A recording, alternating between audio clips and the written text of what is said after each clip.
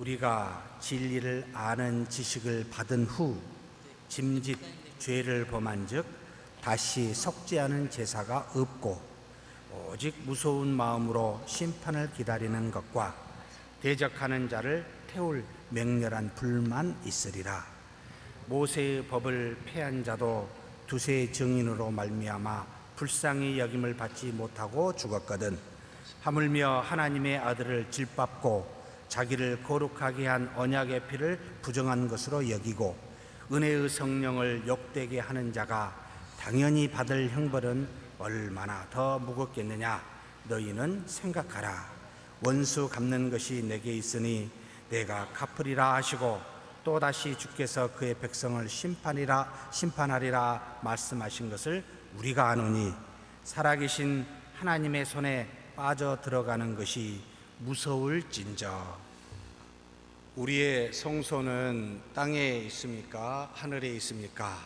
라고 지금 우리 자신에게 묻는다면 구약에는 땅에 있는 거룩한 성소라고 하늘에 있는 실체의 모형이 이 땅에 눈에 보이게 모세를 통하여 준 성소가 있었지만 예수 그리스도께서 오신 뒤로는 우리의 성소는 어디에 있습니까? 하늘에 있습니다. 이것을 하나님의 나라라고 부르기도 합니다. 천국이라고 부르기도 하고 또 그냥 일반적인 이 땅의 용어로는 낙원이라는 표현도 씁니다만 조금 형식적인 뭔가 통치 또는 그리스도의 말씀 이런 것들이 들어가게 되면 나라라는 용어를 쓰게 됩니다. 결국 영원한 하나님의 나라, 우리의 성소인데 대제사장이 누구지요? 라고 묻는다면 당연히 이 땅에 있었던 구약의 대제사장, 수많은 아론의 반차를 따라오는 그런 혈통을 따라오는 제사장들이 아니라 하나님의 아들로서 독생자로서 하나님이시여 사람이신 예수 그리스도가 하나님의 영원한 그 나라, 그 성소의 대제사장이 됩니다. 그렇다면 우리는 구약 시대에는 그 성소, 이 땅에 만들어진 성소는 어떻게 들어갈 수 있었습니까? 어린 양의 피를 가지고 대제사장, 아론의 후예 중에 대제사장이 우리를 대신하여 들어가 그 죄를 속죄함으로 하나님과의 만남 속에 우리 죄를 사함을 받았지만 지금 우리는 어떻게 하늘에 있는 영원한 나라인 그 성소에 들어갈 수가 있습니까? 라고 묻는다면 네, 바로 히브리서 10장 19절 말씀에 있습니다. 제가 잠깐 복습하는 뜻으로 지금 질문하면서 보고 있는 겁니다. 그러므로 형제들아 우리가 예수의 피를 힘입어 성소에 들어갈 담력을 얻었나니. 우리 주 예수 그리스도께서 십자가에 못 박혀 피 흘려 죽으시는 그 속량 대속으로 말미암아 그 피로 말미암아 어디에 들어가요? 하늘의 성소, 사람의 손으로 만들지 아니한 잠깐 있다 썩지 아니한 영원한 초소인 하나님의 나라, 그것에 들어갈 수 있게 되었습니다 라고 가르칩니다. 그래서 이 땅에 과거의 형태로, 모형으로, 그림자로 준 것을 더 이상 따라갈 이유가 전혀 없습니다. 그리스도께서 이 땅에 오심으로 성소, 지성소, 눈에 보이는 이 땅에 있는 그 성소와 지성소를 나누는 붉은 이장을 나눔으로 상징적으로 그리스도를 통하여 하나님을 만나는 곧 영원한 하나님 나라의 거룩한 성소에 들어갈 수 있는 그런 은혜를 우리가 받게 되었으니 사람 통해서 가지 않습니다. 의식이라는 걸 통해서 가지도 않습니다. 무언가 이 땅에 있는 것을 통해서 가지 않습니다. 오직 그리스도를 통해서만, 그분의 피를 통해서만 하나님 나라에 갑니다. 그러면서 우리한테 몇 가지 권면했지요. 참 마음과 온전한 믿음으로 하나님께 나아가자. 하나님께 나아갈 수가 있습니까? 없습니까? 우리는 직접 나갈 수가 있습니다. 그런데 누구를 통해서만요? 그리스도를 통해서. 이제 그리스도를 믿는 자라면 누구든지 담대하게 하나님께 나아갈 수 있으니 여기 지금 히브리서 기자인 바울이 우리에게 권면합니다. 하나님께 나아가자고요. 근데 무엇으로요? 참 마음과 온전한 믿음으로. 이것을 가지고 하나님께 나아갈 수가 있습니다. 두 번째, 어떻게 하자고요? 굳게 붙잡자고 그랬습니다. 뭘 잡아요?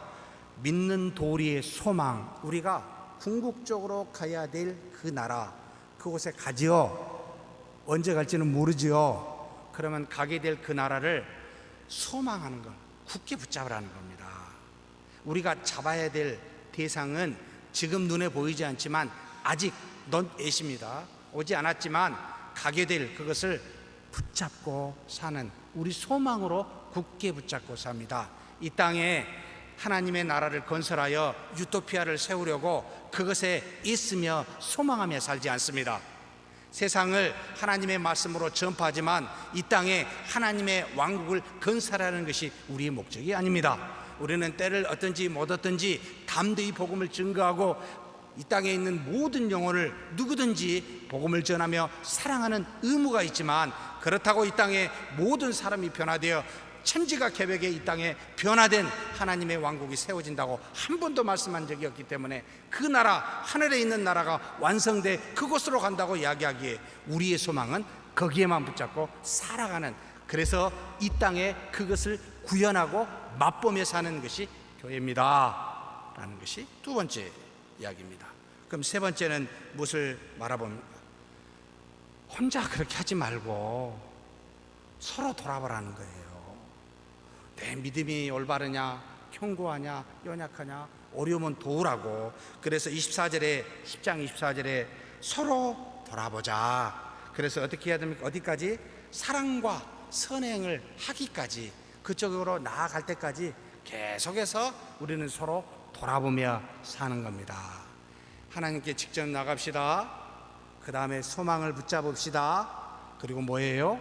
서로 돌아봅시다. 이것을 이 땅에 사는 하나님의 자녀된 자들이 곧 그리스도의 피로 담대하게 하나님의 나라에 갈 자들이 해야 될 모습입니다 라고 지금 히브리서 기자 바울이 우리에게 권면하고, 그 다음에 다시 이것을 다시 우리에게 뭔가 권면한 게 아니고 다시 어떤 사실에 대해서, 객관적인 내용에 대해서 증거하고 있는 게 오늘 말씀하신 26절에서 31절 말씀입니다. 26절 말씀을 제가 조금 더 원어에서 쉽게 풀어서 보겠습니다. 우리 한번 같이 읽을까요? 우리가 진리의 지식을 가지고 있으면서도 고의적으로 범죄할지라도 죄를 위한 제사가 다시 있지 않습니다. 지금 26절에 우리가 진리를 아는 지식을 받은 후라고 되어 있는데, 카타토에서 함께라는 표현인데, 우리가 진리의 지식을 지금 함께 갖고 있으면서도 범죄할 때, 여기 짐짓 범죄라고 우리 한글로는 되어 있습니다만 의도적으로 범죄한다는 겁니다. 짐짓은 의도적이라는 원어로 보면 의도를 가지고 범죄하는 경우. 그러니까 이 말은 진리를 아는 자는 누굴까요? 그리스도를 믿는 자일까요? 믿지 않는 자일까요? 믿는 자를 말합니다. 믿는 자가 함께 믿음을 갖고 있으면서도 의도적으로 죄를 범했을 때 어떤 현상이 일어나겠습니까? 지금 그 이야기를 하고 있습니다. 믿음을 가지고 살려고 애쓰는데, 물론 의도하든 의도하지 않든 우리가 죄를 지었을 때 어떻게 해야 됩니까? 지금 뭐라고 이야기합니까? 죄를 위한 제사를 다시 드려야 될까요? 자, 이 말은 예수님께서 2000년 전에 십자가에 못 박혀 죽으셨는데 다시 또 우리가 죄를 지으면 또 십자가에 못 박아야 됩니까? 믿고 난 다음에 죄 지으면? 그렇지 않습니다 라는 뜻입니다. 무슨 말이죠? 신자들이 지금 범죄하는 것에 대해서 우리에게 가르쳐주고 있습니다. 굉장히 중요한 표현인데, 속죄의 제사가 다시 필요치 않습니다 라고 지금 가르칩니다. 그리스도께서 한 번 2000년 전에 속죄한 그 제사로, 단번에 한 번에 드린 제사로 충분합니다, 필요 충분합니다 라는 말을 지금 하고 있습니다. 두 가지 측면입니다.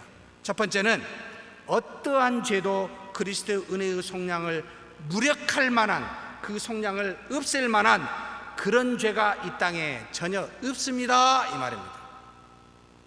예수 그리스도께서 십자가에 못 박혀 죽은 죽으심은 이 땅에서 죄의 사함을 받지 못할 죄가 없어 다 사함을 줄 수 있는 무한한 은혜와 능력을 갖고 있습니다. 그러니 어떤 죄를 지었다 할지라도 그 죄 때문에 또다시 그리스도께서 속량해야 될 제사를 다시 드려야 될 게 필요치가 않습니다. 그만큼 큰 은혜요, 놀라운 능력입니다. 그러니 여러분이 과거에 어떤 죄를 지을지라도, 현재 어떤 죄를 짓고 있을지라도, 앞으로 어떤 죄를 지을지라도 그 죄가 그리스도의 단번에 드려진 속량을 무력할 만하지 못합니다. 그 정도로 큰 은혜입니다 라는 것을 이 바울이 강력하게 외치고 있습니다. 믿는 자가 진리를 알고 있을지라도, 의도적으로 죄를 진다 할지라도 속죄의 제사는 더 이상 필요치가 않습니다 라고 가르치고 있습니다. 그 정도로 크다라는 것을 보여줍니다. 그래서 로마서 8장 바울이 이와 같이 아주 강력하게 그 누구도 반문하지 못하도록 우리에게 말씀하신 게 있죠. 8장 38절에서 39절 말씀입니다. 같이 한번 읽겠습니다.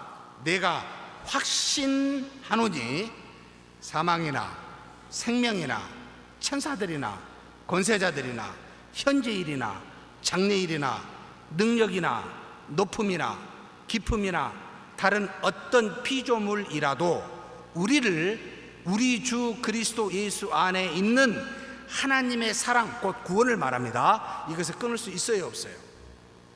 자, 여기 사망, 죽음이나 생명이나 천사들이나 권세자들이나, 여러분 어떤 피조물도 안 된다라고 분명하게 말합니다. 어떻게 구원받은 자를 이 땅에 그 무엇이 어떤 죄라도 그 구원을 무력화시킬 만한 게 있겠냐는 거예요. 이 정도로 놀라운 은혜다라는 것을 우리에게 가르쳐 줍니다.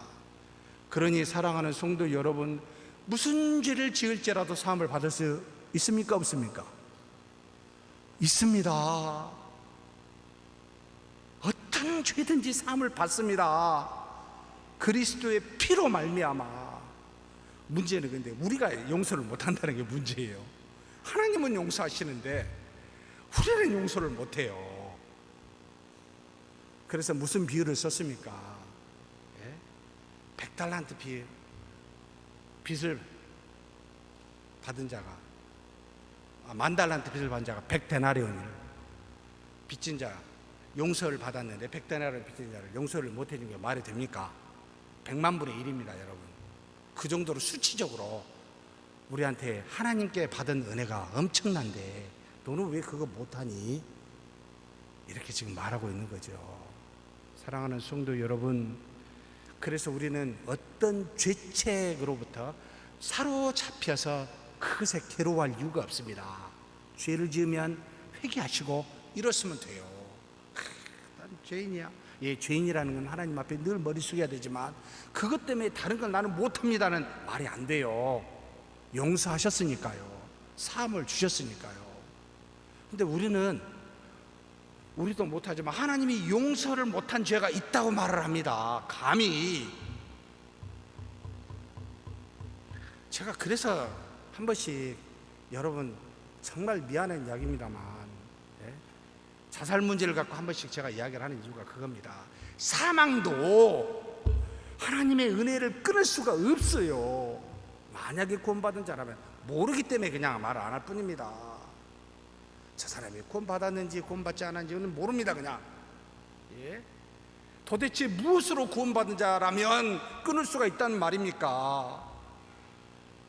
이것이 지금까지 우리 개혁주의 신앙에서 확고하게 붙잡는 하나님의 절대의 은혜라는 표현을 쓰고 있습니다.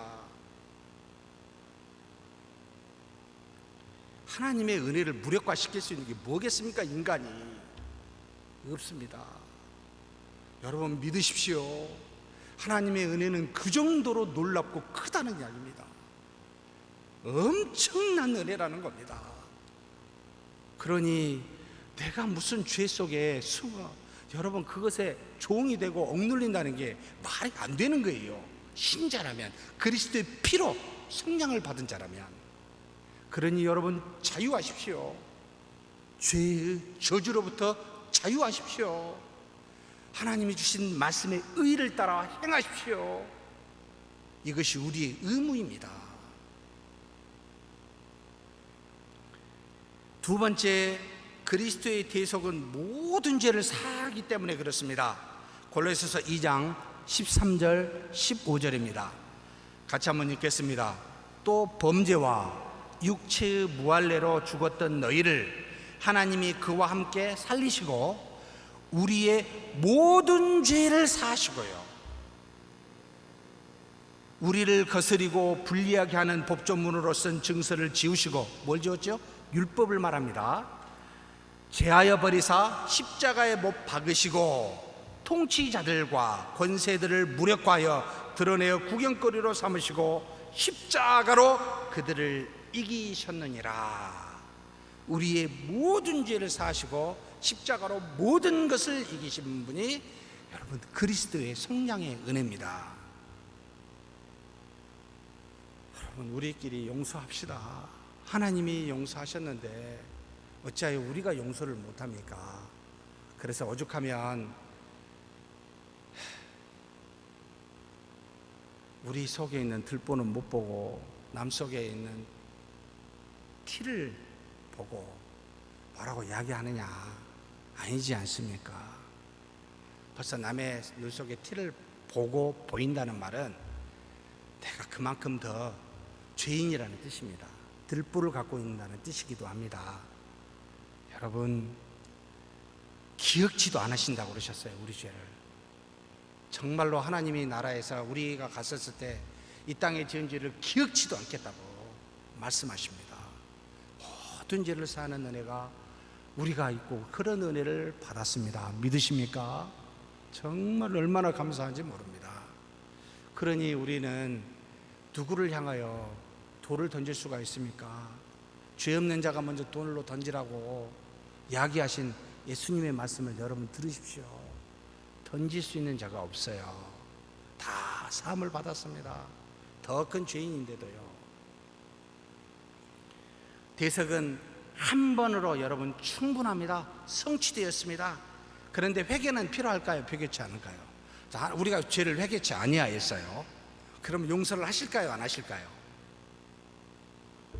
내가 너희에게 모든 속량을 주었는데 너는 꼭 회개해야만 그 속량의 은혜를 받을 것이다 말씀하셨습니까? 안 하셨습니까? 네? 여러분, 회개는 우리 죄의 삶과 그 관계가 없습니다. 우리는 두 가지로만, 그리스도께서 십자가에 죽으시는 속량과 속량의 은혜를 성령이 네 안에 그 공로를 의지해서 내주하심으로 증가함으로 그 은혜를 우리는 받았습니다. 내가 회개하니까 오셔서 구원 주신 게 아니고 이미 오셨으니까 내가 믿음을 갖고 회개하게 되었습니다. 이미 우리는 성령이 내주하심으로 죄 사함을 하는 중생이라는 그와 같은 은혜를 받았습니다. 그런데 왜 회개가 필요하죠?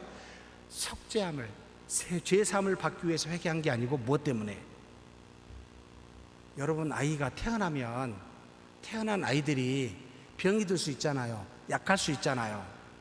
건강하게 살아야 되잖아요. 이 땅에 하나님의 자녀로서 강건하게 살려면 회개하라는 겁니다. 비실비실하게 살려면 안 해도 됩니다. 이 땅에 하나님께서 나에게 주신 그 구원의 은혜를 풍성하게 누리고 그 뜻을, 그 은혜를 널리 여러 사람에게 알리며 함께 그와 같은 능력을 경험하려면 여러분 손과 발을 깨끗이 씻으십시오. 건강하십시오. 그러기 위해서, 나를 위해서 여러분 회개합니다. 내 주변의 형제 자매를 위해서 내가 회개합니다. 하나님은 그렇지 않아도 사함을 주셨습니다. 그리스도의 속량으로 말미암아. 그런데 회개하라라고 말하는 것은 너 자신을 위함이에요. 우리를 위함입니다. 우리끼리의 위함입니다. 이 땅에서 태어났으면 하나님의 자녀면 강건하게 살아야죠. 주님의 자녀답게 살아야죠. 병들고 비실비실하면 누구에게 유익이 되겠습니까? 하나님의 자녀지만 도움이 안 되는 자녀가 됩니다. 여러 사람에게. 그래서 회개하라 라고 말씀하신 것이에요. 회개의 여부가 죄사함의 여부와 상관없습니다. 여러분 죄 다 회개하셨어요 혹시? 물어보면 장담을 못 하겠어요. 한 번에 그냥 기억지도 않는 죄 다 회개합니다. 그러면 회개가 되겠습니까? 여러분 기억이나 다 하십니까? 오늘 하루 지은 죄도 다 기억하신가요? 이렇게 물어봐 버리면 정말 답이 없습니다. 우리한테는. 여러분 그렇게 인간적인 생각으로 말씀이 없는 것들을 이야기하지 마십시오. 다 사함을 받았습니다. 그러나 회개하십시다. 왜요? 내가 예수님이 씻으셔 주셨잖아요. 세족식 하면서 다 씻었으니까 손과 발은 우리 안에서 서로 씻음을 받아야 됩니다. 서로 권면하여 그 죄에서 떠나도록 여러분 하셔야 되고, 그것을 권면을 받은 사람은 즉시 회개해야 됩니다. 이것이 우리 각자의 영적인 강건함을 위함입니다. 27절 같이 한번 읽겠습니다. 누구든지 대적들을 삼키게 될 맹렬한 불과 심판의 기대만이 무서움으로 남아 있으리라. 자, 이제 왜 27절을 썼냐면 우리는 다 사함을 받았어요. 지금 분명히 다시 속죄할 제사가 필요 없다고 이야기해 놓으니까 이게 그러면 아무것도 없는 거야 라고 생각할까봐 바울이 붙여놨습니다. 두 가지를 여기 원어로 보면 아주 정확하게 나타납니다. 두 가지 두려운 점이 있는데, 하나는 누구든지 대적들을 삼키게 될 맹렬한 불이 있을 것이다. 대적들은 뭘 말하죠? 믿지 않는 사람들을 말합니다. 이 사람들에게 다가올 맹렬한 하나님의 진노불이 있을 것이다 라는 것과, 첫 번째 하나님의 심판이 두 가지인데 믿지 않는 자들에 대한 이 심판을 말하고 있습니다. 두 번째 심판은 심판의 기대, 믿는 자에게 말합니다. 정말 재밌는 표현을 쓰면 제가 일부러 저기 에크도케, 크리세오스는 심판, 판단이라고, 에크도케는 기대하다. 근데 기대를 뭔가 고대하다, 소망하다는 겁니다. 여러분 혹시 심판을 소망하십니까? 이 말이 좀 안 되는 이야기예요. 어떻게 하나님이 우리를 심판할 걸 기대하고 소망하죠? 심판을 조금 다른 말로 옮기면은 하나님이 우리를 판단할 것을 기대하고 있습니다. 이게 무슨 뜻이냐면, 혹시 우리 자녀들이 열심히 공부를 했어요. 시험을 봤어요. 그러면 이 자녀는 성적에 대해서 기대할까요? 기대하지 않을까요? 기대합니다. 마치 너희가, 신자가 하나님의 말씀을 따라 이 땅에서 그 순종하며 열심히 살았으면 뭘 기대하고 있을까요? 하늘에 하나님이 상급을 주실 것을 기대하게 된다는 겁니다. 그래서 심판의 기대라는 말을 썼습니다. 신자들은 두려움이 우리한테 두 개가 있는데, 믿지 않는 자들에게 내릴 진노의 불이라는 심판과 믿는 자들에게 내릴 상급의 심판이 있음을 여러분 두려운 마음으로 기대하며 있습니다. 이것이 바로 우리들한테, 믿지 않는 사람 빼고 우리들한테 지금 갖고 있는 이야기입니다. 우리는 죄에 대한 심판을 아무 관계가 없습니다. 그것으로 하나님이 심판하지 않기 때문입니다. 그런데 하나님은 우리를 판단하십니다. 무엇을 판단해요? 죄 사함만 만약에 주시고 하나님의 자녀로만 삼았다면 우리는 성령이 내주하자마자 즉시 어떻게 될까요? 이 땅에 남겨놓을 이유가 전혀 없습니다. 바로 하나님께서 하나님의 나라로 우리를 불러가실 겁니다. 그런데 남겨놓아 주셨습니다. 하나님의 뜻입니까? 아닙니까? 하나님의 뜻이지요. 무슨 뜻일까요? 무엇하라고 남겨놓으실까요? 하나님의 뜻을, 나라와 의를 이루라는 거였습니다. 그래서 마태복음 25장에 달란트 비유를 줬습니다. 왕이 떠나면서, 주인이 떠나면서 종에게 5달란트, 2달란트, 1달란트 주고 떠났습니다. 그거 다 뭐다라고요? 그것으로 남기라고 나중에 돌아오면 카운트하겠다는 겁니다. 5달란트 받은 자는 몇 달란트 남겼죠? 비유에 의하면 5달란트 남겼습니다. 2달란트 받는 자는 몇 달란트 남겼죠? 2달란트 남겼습니다. 한 달란트 받은 자는 얼마나 남겼죠? 주인은 심지 않은 데서 거두신 분이니까 땅에 내가 심어놨습니다. 숨겨놨습니다. 그대로 줬습니다. 뭐라고 이야기했습니까? 약하고 게으른 종아, 있는 것도 빼앗아 있는 자에게 주는, 10달란트 있는 자에게 주는, 5달란트, 2달란트 자에게는 뭐라고 이야기했죠? 착하고 충성된 종아, 내 영광에 참여하게 되리라 라고 말합니다. 여러분, 이런 심판을 우리가 받게 돼요. 영원한 나라에 가면 우리가 이 땅에 남겨두신 이유가 바로 그 때문입니다. 그걸 가지고 뭐 하라고요? 우리에게 주신 사명과 직분이라는 말을 제가 쓰고 있습니다. 직분과 사명, 이것은 이 땅에 우리에게 주신 달란트입니다. 무엇하라고요? 하나님의 나라와 의를 이루어, 베드로에게는 직접 이야기했습니다. 내 양을 먹이라고, 하나님의 자녀들을 도우라고, 하나님의 자녀들 잠재적인 사람들을 향하여 복음을 외치라고, 사랑을 베풀라고, 나라와 의를 이루라고 우리를 남겨놔 주셨습니다. 때가 되면 카운트하십니다. 이것을 바울은 어떻게 기다려요? 이거 막 열심히 해놓고 시험 열심히 공부한 아이가 성적이 어떻게 나올까? 그렇게 여러분 소망하면서 기대하고 있는, 두려운 부분도 있습니다만 소망하면서 기다리는 그와 같은 심판을 말하고 있습니다. 믿지 않는 자는 여러분 분노의 불입니다. 영원히 꺼지지 않는 불이라고 여러분 나와 있습니다. 정말 무서운 불입니다. 그런데 우리는 상급받을 기대를 가지고 하나님 앞에 서서 두렵고 떨리면서 얼마나 줄까? 제발 게으른 종이라고 안 드려야 될 텐데 조금이라도 남겨서 하나님이 나에게 충성된 종이라고 부르면 얼마나 좋을까? 그거 기대하면서 지금 살아갑니다. 이걸 우리는 경외라고 부릅니다. 하나님을 경외하는 것, 두려워 떨며 그분을 지시하고 명령한 바를 이 땅에서 순종해 가는 겁니다.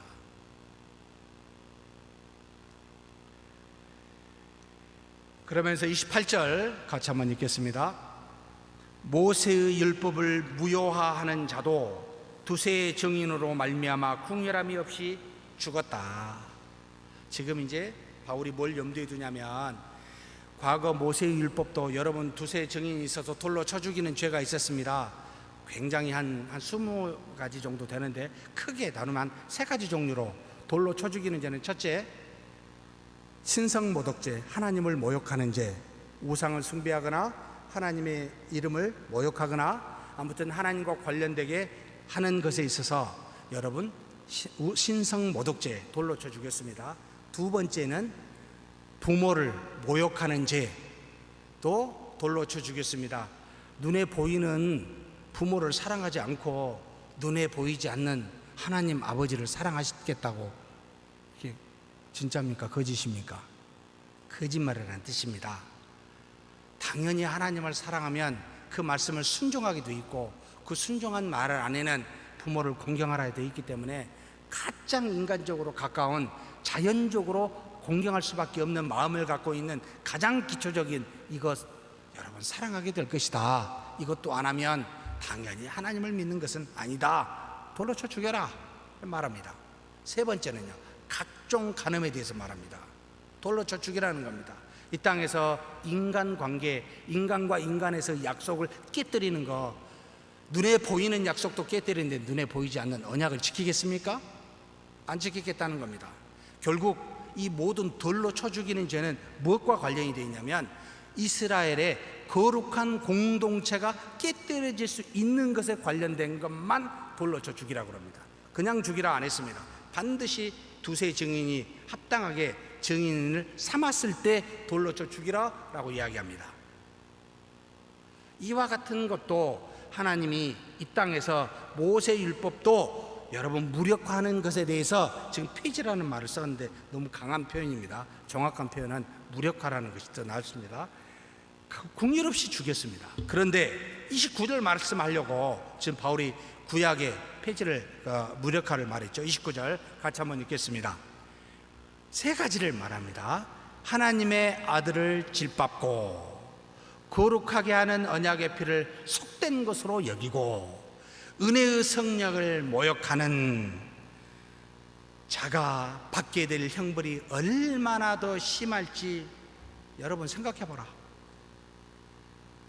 구약에 여러분 율법도 지키지 아니하였을 때 돌로 쳐 죽였는데, 이 하나님이 주시는 구원의 속량을 주시는 그리스도와 관련된 것을 어기는 새 종류의 사람을 하나님이 심판치 않겠느냐 이 말입니다. 지금 정말 무서운 표현입니다. 그런데 조금 더 구체적으로 보겠습니다.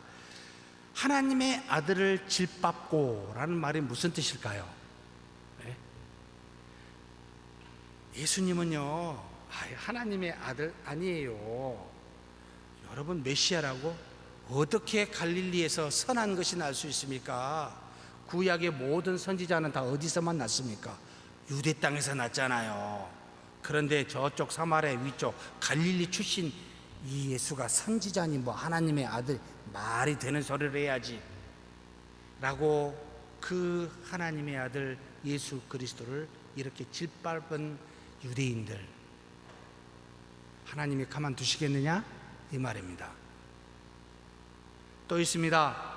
거룩하게 하는 언약의 피를 속되게 한다라는 표현은 구체적으로 여러분 유대인들이 뭐라 그러냐면 죄는 행악자야, 죄는 로마에 있는 나라를 여러분 소동시킨 자야, 우리 율법을 폐하는 자야 라고 말하면서 하나의 죄, 여러분 죄도 찾지 못하고 증거도 찾지 못한 그들이 예수 그리스도를 범죄자로 몰아 그가 흘린 십자가의 피는 범죄자의 피다, 무슨 구속의 은혜가 있어 라고 구속의 은혜를 거부하며 그리스도의 죽으심을 완전히 그렇게 멸시하는 사람들이 당시에 존재했습니다. 뿐만 아닙니다. 세 번째도 있었습니다. 성령, 은혜의 성령을 욕되게 하는 자들입니다. 무슨 말입니까? 오순절 마가들 마가의 다락방에 120명의 성령이 임했을 때 그들이 나가서 여러분 각자의 방언으로, 각 지역의 방언으로 말했습니다.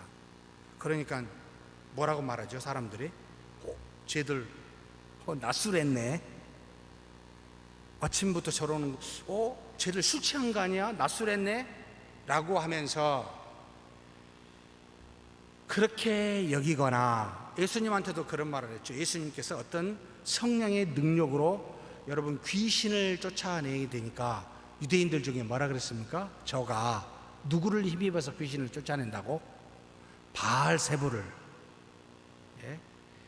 악한 영을, 우리와 상관없는 악한 영을 힘입어서 저와 같은 일을 한다고 여러분 멸시했었던 것들, 은혜의 성령을 욕되게 하는 자들 여러분 심판받지 않겠느냐는 거예요. 지금 이것을 우리한테 적용을 하면요 이와 같습니다.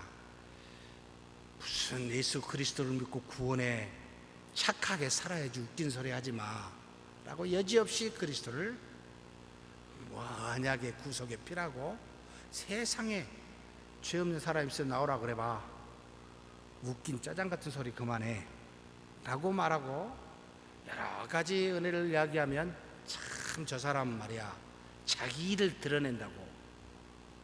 물론 자기를 드러내면서 자랑한 사람도 있긴 합니다만 그 하나님의 은혜를 하나님의 것으로 여기지 않고 여러분 인간적인 것으로 취부해 버리는 그와 같은 일들이 지금도 존재합니다. 여러분 하나님이 심판치 않겠느냐라고 말합니다. 그런데 이것을 이렇게 생각해 보셨으면 좋겠습니다. 제가 전에도 예배 시간에 한번 말씀드린 적이 있습니다. 악의 모든 뿌리는 어디에서 나오죠? 악의 모든 뿌리는 야고보서에 나오죠. 탐심이라는 말, 베드로전서에도 나오죠. 탐심에서 나옵니다. 탐심이라는 것은 자신이 마땅히 가져야 될 마음을 더 갖는다는 뜻입니다. 곧 더 갖는다는 말은 모든 것의 중심이 누구라는 거죠? 우리는 딱 두 가지입니다. 하나님이냐 나냐. 중심이 내 모든 생각과 사고와 행동의 중심이 하나님이냐 아니면 나냐, 이것으로 은혜인지 악인지 우리는 분별 가능합니다. 여러분이 어떤 말을 하더라도, 혹 하나님의 말씀을 하더라도 그 말씀을 하고자 하는 것의 중심이 하나님이냐 나냐 라는 것을 살펴보면 그게 의인지 죄인지가 판별이 됩니다. 우리 스스로가요. 남은 모릅니다.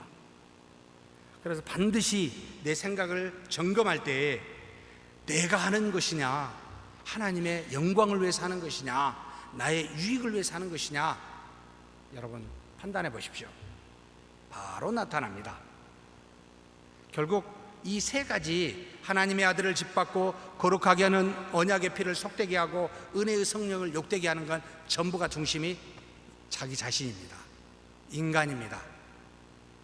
결국 바리새인과 대제사장들 뭐 때문이었죠? 자기의 주의 때문입니다. 자기가 가지고 있는 유대 사회에 관한 특권 때문입니다. 이 질서를 깨뜨린다고 보는 겁니다. 예수님이 죽여야 된다고. 한 사람이 죽음으로 여러 사람이 유익을 얻는다고, 그것이 한 사람의 대속으로 여러 사람에게 속량을 받는다는 하나님의 말씀을 대언하는지는 꿈에도 이 대제사장 가야바는 생각지도 못했습니다. 그런데 본인은 예수 한 사람이 죽음으로 우리 모두가 다 편하게 될 거라고 이렇게 해석합니다. 똑같은 하나님의 말씀도 인간이 중심이냐 하나님의 뜻이 중심이냐에 따라 확 달라집니다. 여러분 기억하십시오. 무슨 말을 하든 어떤 행동을 하든 중심을 살피십시오. 그리해야 여러분 하나님을 모욕하거나 대적하지 않을 수가 있습니다. 생각하셔야 됩니다. 그러면서 이런 사람들이 받게 될 심판이 어떠할지 상상해보라 라고 말하면서 사실 영원한 형벌에 대해서 마태복음, 마가복음에서 이야기하고 있습니다. 마가복음만 보겠습니다. 마가복음 9장 48절에서 49절입니다. 거기에서는 구더기도 죽지 않고 불도 꺼지지 아니하느니라, 사람마다 불로서 소금치듯 함을 받으리라 라고 말합니다. 사랑하는 성도 여러분, 믿음이 없이 자기가 중심이 되어 여러분 믿지 않는 자와 같이 행하는 모든 사람은 이 사는 사람 믿는 사람들이 아니에요. 영원히 형벌에서 여러분 심판받습니다. 그래서 우리는 믿는 자는 아니기 때문에 그 이야기를 안 합니다. 교회에서는 그럴 이유가 전혀 없습니다. 그러면 우리가 이야기해야 될 것은 뭡니까? 우리의 상급에 관련된 부분입니다. 여러분 회개하여 하나님의 말씀에 순종하십니까? 이것이 믿음을 가지고 말씀에 따라 순종하게 되면, 하나님의 나라와 의를 이루게 되면 하늘로부터 상급의 심판이 있습니다. 그렇지 않으면 여러분 아무것도 못 받습니다. 아니 오히려 꾸중듣습니다. 게으른 종이라고요. 그래서 30절에 이렇게 이야기합니다. 자, 30절 같이 한번 읽겠습니다. 우리는 말씀하신 것을 알고 있다. 이 말씀은 구약을 말합니다. 기록된 말씀을 알고 있습니다. 자, 무슨 말씀입니까? 원수 갚는 것은 나에게 있으니 내가 갚으리라. 다시 또 말한 게 있는데, 주께서 그의 백성을 심판할 것이다 라고 말씀하신 것을, 여기도 두 가지입니다. 하나님이 원수, 뭐죠? 믿지 않는 자들에 대한 심판이 있고, 또 두 번째 그의 백성을 심판할 것이다. 이것은 신명기 32장 35절에서 36절 말씀을 인용하고 있습니다. 그들이 실족할 그때 내가 보복하리라. 이 보복하리라는 믿지 않는 이방인들을 향하여 지금 말하고 있는 거죠. 그러면서 그들의 환난 날이 가까우니 그들에게 닥칠 그 일이 속히 오리로다. 그리고 참으로 여호와께서 자기 백성을 판단하시고 심판하시고 또 그 종들을 불쌍히 여기시리니 곧 그들의 무력함과 갇힌 자나 노인자가 없음을 보시는 때로다. 마지막 날에 여러분 대적들은 전부 다 멸망당할 날에 하나님께서 원수를 믿지 않는 자들은 갚게 되고 하나님의 백성들은 어떻게 돼요? 판단하시게 됩니다. 그날이 올 겁니다 라는 것을 미리 이야기하지 않았느냐라고 지금 바울이 우리에게 말합니다. 그러면서 우리가 한 가지 생각해 볼 게 있습니다. 사함을 얻지 못한 죄가 항상 의문의 질문의 대상이 되기도 합니다. 자, 마태복음 12장 31절에서 32절 말씀 같이 한번 읽어보겠습니다. 그러므로 내가 너희에게 이르노니 사람에 대한 모든 죄와 모독은 사하심을 얻되 성령을 모독하는 것은 사하심을 얻지 못하겠고 또 누구든지 말로 인자를 거역하면 사하심을 얻되 누구든지 말로 성령을 거역하면 이 세상과 오는 세상에서도 사하심을 얻지 못하리라. 참 난해한 이 말씀이 너무 난해합니다. 성령을 모독하다라는 것은 블라스페미아, 모독하다, 블라스페미아는 하나님을 향하여 불경건하게 말하거나 행동하다. 이게 과연 뭐지? 뭘 말하지? 우리가 죄를 지면 성령을 항상 모욕하는 것이 되잖아요. 그럼 모든 죄를 사함을 받지 못한다는 말인가? 그 다음에 한 가지 더 있어요. 저 뒤에 보면 성령을 거역하면이라는 거 나오고 앞에는 성령을 모욕하면이라는데 여기 거역하면이라는 표현은 카타토, 이건 여러분 전치사로 썼습니다. 하나님을, 성령을 대항하면 거역하면이라는 표현을 썼는데 대항하면 뭐요? 이 세상과 오는 세상에 사심을 얻지 못한다. 이게 뭘까? 이 말씀을 굉장히 어렵게 해석이 되는데 이 말씀은 어쩔 수 없이 12장 31절 32절 말씀은 12장 30절 말씀 가지고 해석할 수밖에 없습니다. 너무 어려워서. 자, 12장 30절 말씀을 한번 좀 보셨으면 좋겠습니다. 우리 한번 같이 읽어보죠. 나와 함께 아니하는 자는 나를 반대하는 자요 나와 함께 모이지 아니하는 자는 해치는 자니라. 이 말씀을 해놓고 31절 32절 말씀을 하십니다. 결국 30절에 나와 함께 하지 아니하는 자는 나를 반대하는 자, 나와 함께 모이지 아니하는 자는 나를 해치는 자라고 정의를 해놓고 그 다음에 성령을 모독하는 것은 사심을 얻지 못하고 성령을 거역하면 이 세상과 오는 세상에 사심을 못한다 라고 말하는 내용으로 추가가 되어 있습니다. 그러면 무슨 뜻이겠습니까? 결국 성령을 거역하고 성령을 여기 모독하는 것은 뭐다? 예수 그리스도와 함께하지 않는 자다. 예수 그리스도와 함께 모이지 않는 자라는 말입니다. 무슨 말이겠습니까? 그리스도를 믿지 않는 자, 하나님이 없다고 생각한 자, 곧 성령의 하나님이 구원의 사역을, 주께서 이루신 구원의 사역을 적용하여 지금 성령의 시대로 그 구원을 이루어가고 계시는데 그 구원을 거부하고 받지 않는 자, 곧 그리스도를 믿지 않는 자를 말하는구나. 우리는 전통적으로 성령을 모욕하고 여러분 성령을 거스리는, 거부하는 자를 그렇게 지금까지 해서 해석해 왔습니다. 다른 것으로 이야기해서 사함받지 못할 죄라고 하게 되면 그리스도의 속량이 완전하겠습니까? 처음에 말한 그리스도께서 우리에게 모든 죄를 사심에 대한 것이 완전하게 되겠습니까? 안 되게 됩니다. 그렇구나. 그리스도와 함께하지 않는 자가 성령을 모독하고 거역하는 자구나. 믿지 않는 자를 말합니다. 이게 이해가 되셨죠? 이 정도만 이해가 되면 여러분 우리가 좀 정돈이 됩니다. 다 죄 사함 받습니다. 믿지 않으면 아무것도 사함을 받지 못합니다. 그래서 마지막 뭐라고 나옵니까? 31절 한번 읽겠습니다.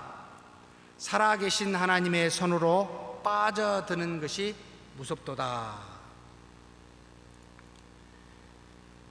무슨 말입니까? 살아계신이라는 말에 여러분 집중하십시오. 여기 조의 존토스, 늘 움직이며 일하시는 분이라는 뜻입니다. 언제요? 지금요. 무슨 뜻이죠? 우리 안에서 살아계셔서 우리의 일거수일투족을 보시며 동행하며 다 감찰하고 계시는 분이라는 뜻입니다. 살아계신 하나님의 손이라는 말을 썼죠. 손은 하나님의 권능을 말합니다. 살아계시사 역사하여 그 권능을 베풀고 계시는 하나님, 여기에 빠져드는 것이 무섭도다라고 이야기합니다. 왜 그렇습니까? 다 알고 계시기 때문에. 그래서 이것을 바울은 경외라고 말합니다. 코람데오라는 말을 씁니다. 모든 것이 하나님 앞에 있어요. 하나님을 피할 수가 없는 거예요. 내가 은밀하게 행한 모든 생각과 말이라 할지라도 우리 둘이만 알아. 다른 사람한테 말하면 안 돼. 라고 하는 것도 하나님 앞에서 하고 있습니다. 여러분, 집에서 혼자 누워있거나 밥을 먹거나 무엇을 하더라도 더우면 요즘 옷 좀 벗죠. 하나님 앞에서 하고 있습니다. 한 번쯤 그런 생각이 듭니다. 집에서도 조금 갖춰 입어야 되겠다. 잘못하면 하나님 앞에 이게 누를 끼칠 수도 있겠다. 그런 생각이 듭니다. 하나님의 존전을 피할 수가 없기 때문입니다. 그래서 여러분, 바울은 두려운 거예요. 그래서 뭐라고 말하냐면 무섭도다. 살아계신 하나님의 손으로 빠져드는 것, 그 안에 있는 것이 무섭도다. 이 마음을 갖고 있으면 이 사람은 바른 신앙인입니다. 여러분, 이 사람은 정말 믿음으로 살려고 애쓰고 있는 사람이 분명합니다. 하나님이 없다 순간 생각하면 내 맘대로 합니다. 하나님을 경외하는 저와 여러분이 되었으면 좋겠습니다. 무엇을 하든지 그분 앞에서 하는 것으로 알고, 그러나 죄에는 사함을 받았으니 자유하시고 심판을 받아 상급받을 자로 알고 오늘도 그렇게 믿음으로 사는 저와 여러분이 되기를 주의 이름으로 축복합니다.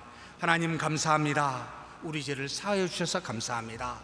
그리고 우리가 이 땅에 무슨 죄를 지었을지라도 하나님께서 그 죄를 사하심으로 우리를 다시 그 죄에서 기억치 않게 도와주시니 감사합니다. 그러나 하나님 앞에 우리는 심판받지 아니하지만 상급받을 자로서 하나님의 판단을 받을 그럴 존재인 줄 알고 오늘도 주신 날 주 안에서 말씀대로 순종하여 하나님의 나라와 의를 이루어가게 하여 주옵소서. 무슨 일을 하든지 살아계신 하나님의 손 안에 있음을 알고 경외하며 두려워 떨며 사는 우리가 되게 하여 주옵소서. 우리 주님 예수님의 이름으로 기도하옵나이다. 아멘.